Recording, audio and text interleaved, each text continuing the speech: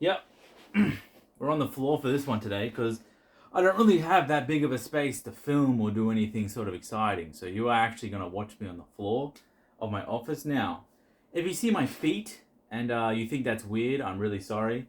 If you see my feet and you think that's really cool, no, you're welcome, I guess. Now, this week, I had a lot of packages come through. There's around 20 here, 25 or something. I don't know. The other ones are somewhere else. And I hope you can see this because I'm doing this in a weird angle. This is my trusty opening knife. You got to get yourself one of these. I love this knife. It slices through the boxes so easily. And so this week, since like Monday or Tuesday last week, so today is what, the 7th? So roughly like the 29th or something like that. And then out they come, 29th. I will stack these over here. I had a whole bunch of PSA returns that should have been delivered on Tuesday, and then my stuff started not to get delivered, and I was like, oh, why is that? And for some reason, my normal FedEx driver was just on holidays, and the people who were replacing him didn't really know how to find my house, and they just never delivered the packages. And then every day they kept piling up, and then one day some guy came in, and he delivered 20 of them. That's a weird way to do it. They like put them in these plastic bags and then bubble wrap the boxes instead of just using boxes. But yeah, so I figured I'd sit here, unpack them all, maybe fast forward the video a little bit. I don't even know how to do that, to be honest. If someone does know how to do that, please tell me. But yeah, I'll show you what it looks like. And this is kind of like the week to week of someone who does run like more of a higher volume sort of buying and selling thing, you know. It's I don't actually have that many items. I will be honest with you. I only have like, I almost cut my leg there. I gotta be careful. I only have 2,000. I'm gonna get really sweaty during this too. It's quite hot. It's quite hot tonight. I only have 2,000 items listed. I'm hoping to build that to around 5,000 this year. I used to trend around 1,000 graded cards, but it just wasn't enough volume. For the amount of time I have and the amount of like everything in this whole buying and selling eBay game, it's all based on volume. There is a lot of people who do really well selling really nice items over and over again. But in my experience, you can't replicate nice items over and over again at like a buyable price that you can easily resell them. So when you sell on eBay and you want to build something huge, you need to build volume up from like the ground up. I gotta be careful waving this knife around, but it's like I'm on British. You're walking around the street and people randomly stab you. No, I'm kidding. To any UK people, you have to build the volume up from the bottom up. You can't just get by selling only high dollar items and thinking you're the best because everything you sell is expensive. You want to see what's in this box? Let me see. I'll show you one card. I don't want to spoil too much. And yeah, it's so this year I've decided I want to get to 5,000 individual listings. Oh, we got Ditto, V-Star Universe. Pretty cool. What else we got? Ooh, Keldeo, V-Star Universe. Yeah, 5,000 items listed this year is the goal. And then I would roughly love to sell around 30 per day. 30 graded cards a day. So, you know, you gotta understand, I have 5,000 cards listed and I'm only selling 30 cards per day. I'm not really in the industry of sell things fast. I hope you can hear me over me cutting. I hope my voice is fine. I've never had a video recorded from like this far away. I'm not in the industry of selling things fast. Things can take a while.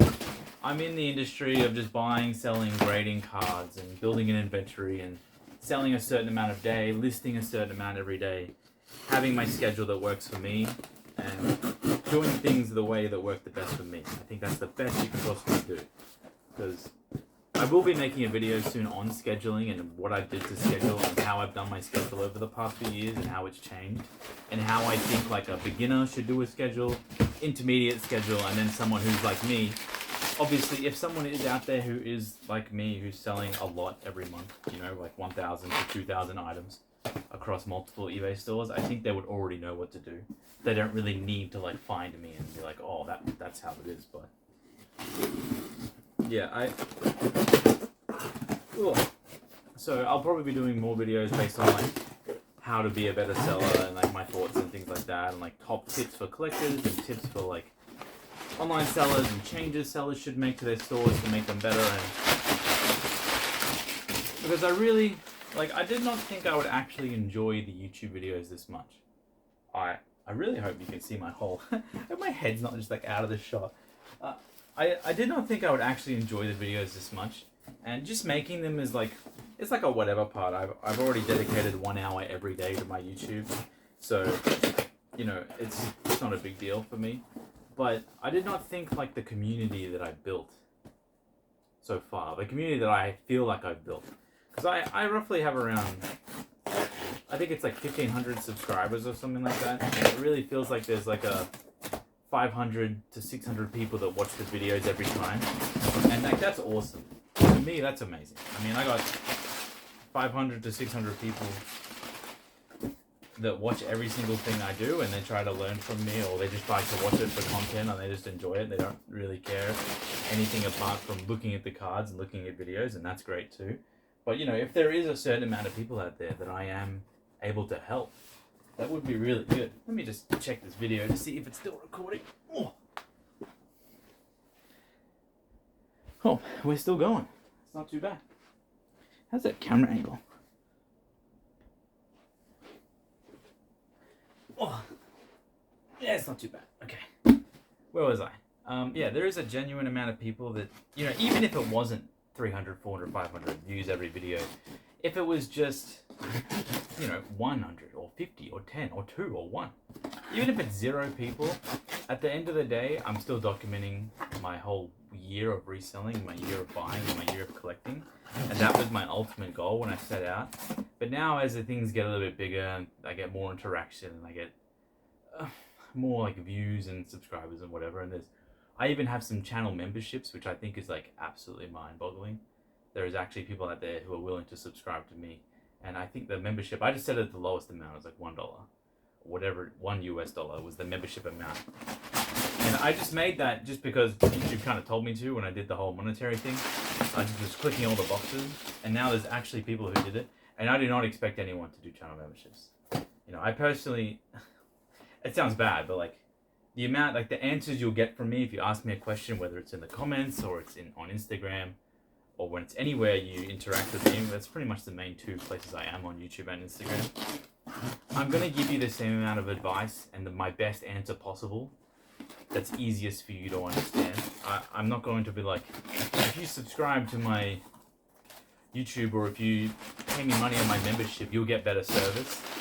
And, you know, that might be bad. Maybe I could do that, and I might be able to make money out of the memberships, but it's negligible. But if you are, like, you know, it's mind-boggling, to be honest. I can't even begin to, like, the fact that other people are investing their time in me makes me want to give back more and more and more. So, you know, this whole thing isn't a one-sided, complete, like, I just stand here and talk and give my opinion and think it's fact. This is a 2-sided thing. Every single person who watches me, if you, like, if anyone ever gets any sort of, like, how do I explain? I'm really bad at explaining things. I'm trying to get better at it.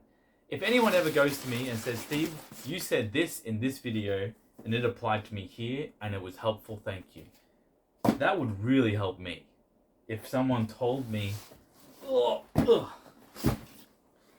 Steve, the thing that you did X and Y helped me in Z way. Because that lets me know that the things I'm actually doing is helping people. And that also means that I'm not just like giving out information or trying to like help in some way and it's detrimental. I think that would be one of the worst things. Because I had a few people message me about creating non-holo cards, and I answer every single time. Like, Steve, I get a lot of questions. They're like, Steve, do you actually make money from grading the non-holo cards? I'm going to be honest with you. I set out with it. I graded roughly around 3,000 of them. The grading price of $15 plus shipping fees, taxes, everything. It's roughly $18 each. 3,000, that's like what, 54,000 or something US dollars. It's a lot of money. It's a shitload of money, to be honest. It's an absolute shitload of money. And I did not expect to make any money from it. At a bare minimum, I was expecting to sell 3,000 cards at the grading cost. And maybe a few cards I get some 10s back, and there actually are buyers around the. I'm just going to use US dollars because most people from US, like a lot of buyers for those cards are around like 50 to 100. So any card that doesn't get hit at 10, I plan on selling it for like basically grading costs or very, very close to, just so I can get my money back. And I have been listing all those PSA 9s for roughly around like 25 US dollars on my website. And if they don't, I really love these long boxes they send, by the way. They're so awesome. If they don't sell at the $25 mark, then my plan is just to lower the price by $5 every like 3 months or 6 months or 1 month, maybe even. It depends how many I list, how much space I need. All the other moving parts. It's not really like a. How cool is this shirt, by the way? We are friends forever, and it's, I'm on a tangent. But the non-holo thing is like, this is answering, because there's probably around 50 times people have asked me this. I've gotten to the point where I've been extremely lucky. A lot of the cards that I bought, they have gone up in value and I've sold them for more. Or, this big boom, 2020, 21, 22, has been absolutely crazy for me, crazy for like buying and selling. Most people who are buying and selling in this part have generated a lot of, money or stock or cards or collection items and all this other stuff. And it's been very, very generous times. Obviously I've still taken a lot of risks and everything. I've done all the work, but all that's kind of ridiculous. The most of the time, if you buy something and you hold on to it for a while and it goes up in price, it's complete luck. There is no skill involved, to be honest. Anyone that tells you that there's skill involved, or I bought this because of this market movement, or I bought this, it's all luck. So the non-holo things, I'm trying to just appease a part of the market. There are a lot of people who are species collectors and a lot of people who collect PSA 10 cards of certain Pokemon, and I'm just trying to help them out. That's all I'm trying to do. It's really like, I can't say that it's all for them, because there are some cards I'm selling and there is like a lot of profit in them. A lot of really popular species like Psyduck, Magikarp, Pikachu. I'm selling them for a lot more, but they're also very, very hard for me to get and source as non-holos. A lot of my non-holos that I sell are from booster boxes that I'm opening, and the booster boxes, I don't buy them for free. So obviously there has to be a level of like money made there to be able to buy the product back. You can't just lose money endlessly, because that's how. Jesus, this box is like. Maybe I should get a normal cutter knife, but I feel like this thing is so iconic. I've had it for like 3 or 4 years. It's a Victorinox knife. It's really good. Oh. Basically, at the end of the day, am I planning to make money selling non-holos? No. Am I planning to get like 3,000 pretty unique items in my store that no one else in the world is kind of selling? Yes, that's the idea. And I've had a lot of submissions that have gone pretty well. Like 80 out of 100 PSA 10. 80 out of 100 and maybe like 90 out of 100. I just gone back today. There was like 111 out of 130. That was pretty good.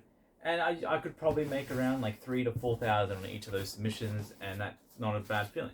But I did a video the other day. I got 2 out of 40 on the non-holo cards, and that was really bad.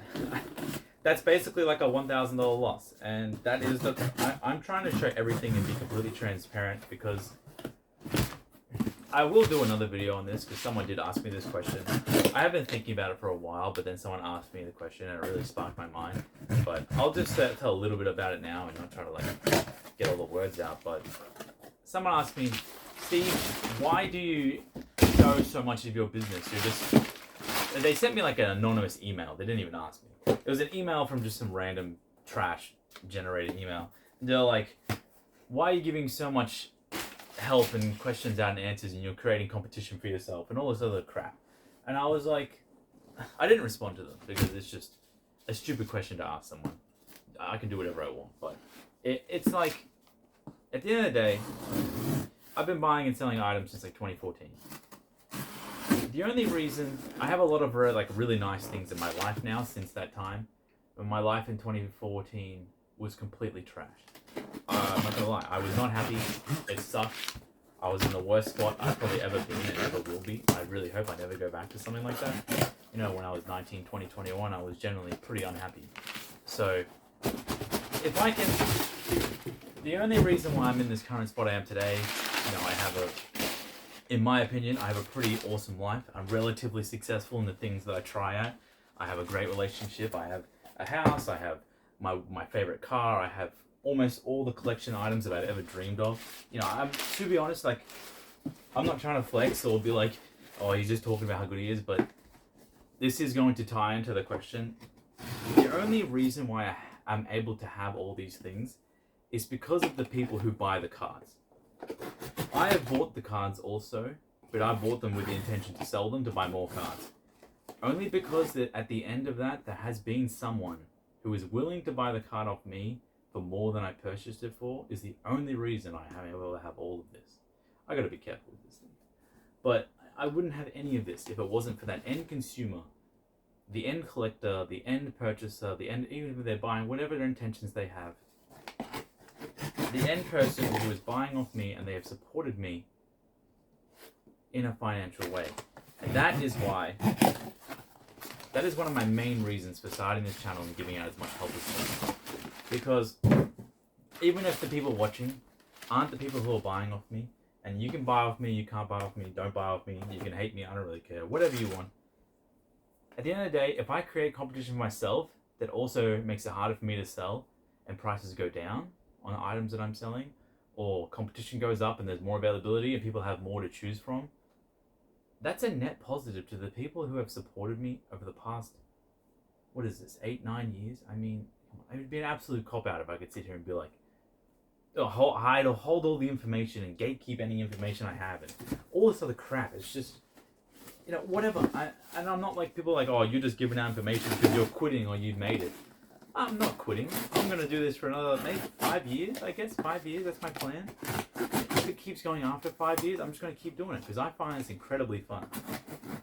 I did get a question today, it's like, is this your job? And it's like, no, this is not my job. This is a passion, this is an obsession, this is a... I'm addicted to this. It's incredibly fun. I love it. I would do this every day.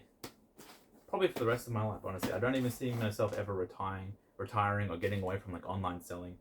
I really enjoy this kind of stuff. So that's pretty much the answer to that question that I did get through email, and it was like, I already forgot what it was called. It was so stupid. I'll go pull it up later. But it was like, why do you do this and why do you help people and create competition? Because there's only so many people buying the cards, and every day there's more and more people willing to sell them.